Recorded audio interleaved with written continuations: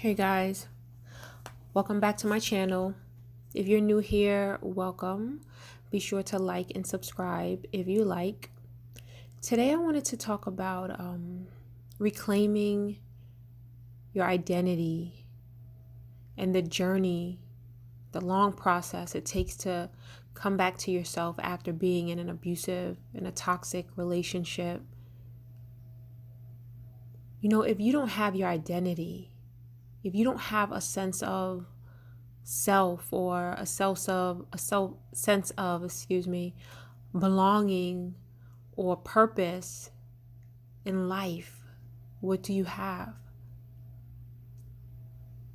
When you're young, you're full of vigor or sap, and you're full of purpose. You have a lot of motivation, and you know exactly what you want to do, or you have some sense of what you want to do. And when you put yourself in a relationship with a toxic individual, this person breaks you down step by step, situation by situation. It goes from one manipulative situation to the next. The gaslighting, the undermining, the lying, and even staying with them for even 6 months under this kind of abuse can suck out all the purpose and all the sense of self that you knew and once had. And the road to recovery seems daunting, or like you can't reach it. The road to recovery, the road to finding out who you are and finding your identity again can be a tedious process, but it's possible. I have a few things that you can do if you are trying to reclaim your identity and your purpose. My number one thing is, being a Christian, for me, what helped is connecting to God, praying, and letting God remind me of who I am and whose I am. Being in a toxic relationship, I took God off the throne and I put this toxic individual on the throne. So my sense of self came from who this person said I was and thought I was. How they felt about me determined how I saw myself. If you are with a toxic person, this person thinks nothing of you based on their mind games and manipulation and lies that they do.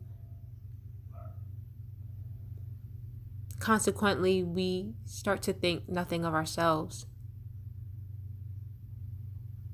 I had to take this person off of the throne. I had them on a pedestal. I had to put them on the floor and realize that they are nothing. Like, who are they to tell me who I am? And I had to put God back on the throne. I had to read the word of God and know that He loves me and He accepts me and He has a purpose for me, and that my identity comes from what Jesus did for me, and who I am is tied to the cross, and that I am eternally loved and accepted. When I enter the world from this place of already being accepted, instead of having to look for acceptance, it changes everything. Now, every relationship I come into is from a place of already being filled with acceptance and love from God and for myself. Therefore, every relationship has to match this image. One of the reasons I know for myself I was attracted to a narcissist was because I had a very low image of myself because of abuse when I was younger.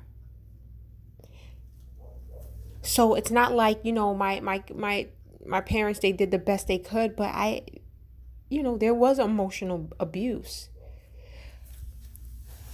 So I thought of myself the way they thought of me based on how they treated me. So the relationships that I attracted relationships that saw me the way I saw myself. So I didn't think much of myself. Therefore, the people that I allowed in my life, they didn't think much of me either and didn't treat me well. When you detach from getting your sense of self and identity from a person to a God who accepts you eternally, you begin to get the image that he has of you. You adopt that image. You begin to treat yourself with the love and the kindness and acceptance that he treats you with.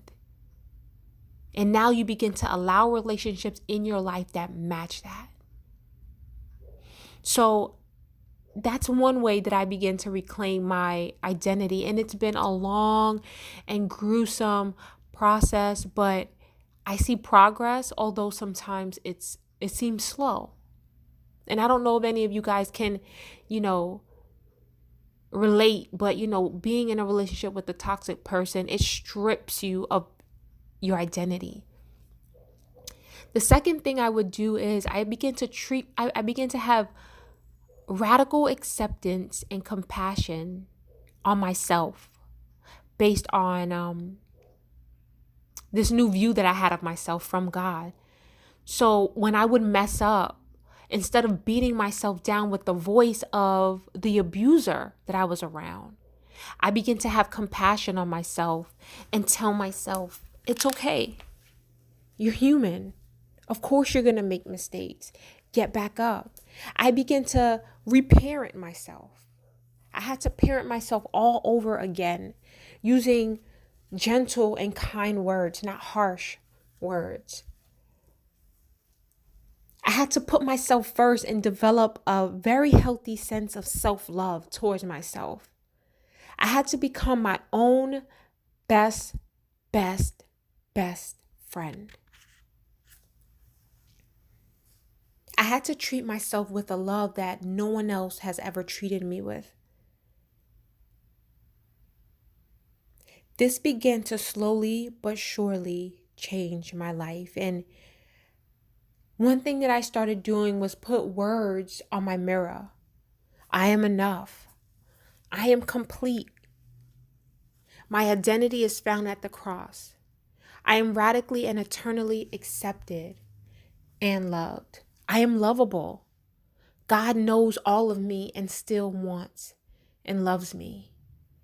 You see, we live in a society that tells us how we should be, and our minds become smeared with culture and what they find accepting.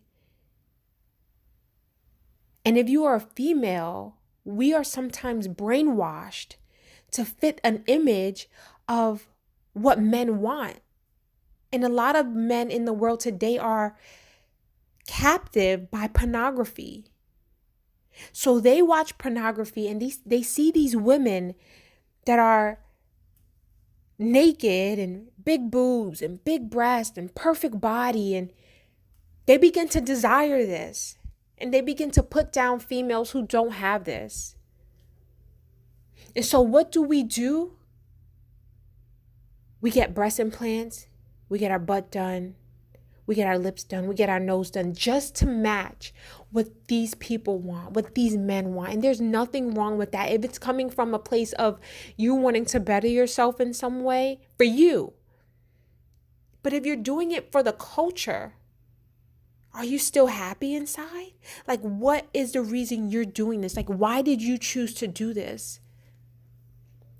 Because I can tell you, there are so many women that I know that they've gotten all of this, and they still not able to keep the man that said that you had to do this in the first place. You see, if we are getting our sense of self from culture, then we're in bondage. You have to get your sense of self from something and someone that can eternally accept you, that can eternally love you. And you, with that love, you have to love yourself. You with that love that you receive from your Heavenly Father, through what Jesus Christ has done, with that love, you now appropriate that love to yourself. You parent yourself with the love that you receive from God. So everything that it says love is in the Bible, that's what God is. And now you treat yourself with that same love. And consequently, you will begin to attract people in your life that treat you with that love. And the people who don't, you're okay with dismissing. That's another thing that I've had to do. I've had to eliminate so many people in my life that I thought were friends, that I thought were good relationships and friendships. I had to eliminate them because they were abusive emotionally. There were so many underhanded ways about them: manipulation, control, gossip, lying. When you begin to individuate or become an individual, a healthy enough individual, a mature one, where your soul is being restored little by little to a place of maturity, you no longer have the taste for certain friendships. And you are absolutely okay with losing friendships. It hurts. And you process those things and you heal those wounds. And as a therapist myself, as this is what I do daily, I've had to do therapy on me. I've had to go into those triggers. I've had to go into those weaknesses and heal those things. I've had to process those things. And I'll do a video about how to do that. But that's another thing that I've had to do. I have had to learn my weaknesses, my triggers, know my strengths. Because one thing these toxic people knew, they knew me inside out. They knew my weaknesses. They knew my triggers. In fact, they knew me better than I knew myself. And if some of you are going to see a therapist, what a good therapist does is introduce you to yourself.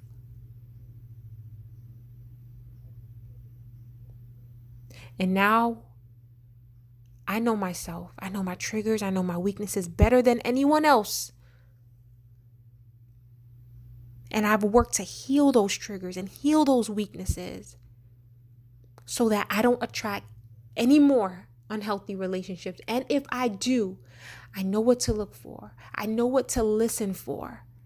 And I'm okay with dismissing them.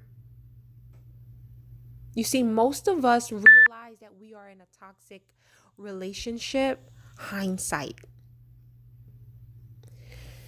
After we discard someone or we were discarded, we say, oh my gosh, I saw that sign. That sign was there. This sign was there. That sign was there. But the most important thing, one of the most important things you can do is develop foresight. That way you can save yourself heartache and heartbreak. You develop foresight. And in order to develop foresight, you need to have discernment. And you need to have knowledge and education on toxic people. Because for some reason, it seems like most people that I meet are toxic. Not all, because there are some wonderful people in this world today. But man, I've never seen anything like this before. Maybe because you know how when you get a new car, you never noticed this car on the road before, but now you have an encounter with this car. You see it now. Now that I've had an encounter with a toxic person or toxic people, and I see them everywhere. I can see them from miles away. And I'm very, I don't even know the word to use, but I do not hesitate to discard them first. Like, you're not coming up in here. So in order to just restore or redeem your sense of self, your identity, this state of broken consciousness, you have to go through a process, and it's a gruesome process. It hurts. It's full of tears. It's full of uncertainty. It's full of moments of being stagnant and not knowing, like, am I making progress? It's full of times of loneliness because the people that you thought were healthy, the friends that you thought were healthy, that significant other that you thought was emotionally healthy, you find out that they weren't. And you make the tough choice to choose you and to take them out of your life. And you find yourself in this place of aloneness, not loneliness, but of aloneness, where it's just you and God, you and your feelings. But I'm going to challenge you not to run from that place in search of another relationship to fill a void that only God can fill. In this place of aloneness, get to know your God, get to know yourself. Ask yourself those hard questions and sit in those feelings. Experience those feelings, journal those feelings, heal those triggers, heal those wounds, learn your weaknesses, learn your strengths. My goal is to help you to become a narcissist repellent, a toxic person repellent, to preserve your peace of mind and your sanity. That's my goal. Hope you guys enjoy. Like and subscribe if you like. Until next time. Bye-bye.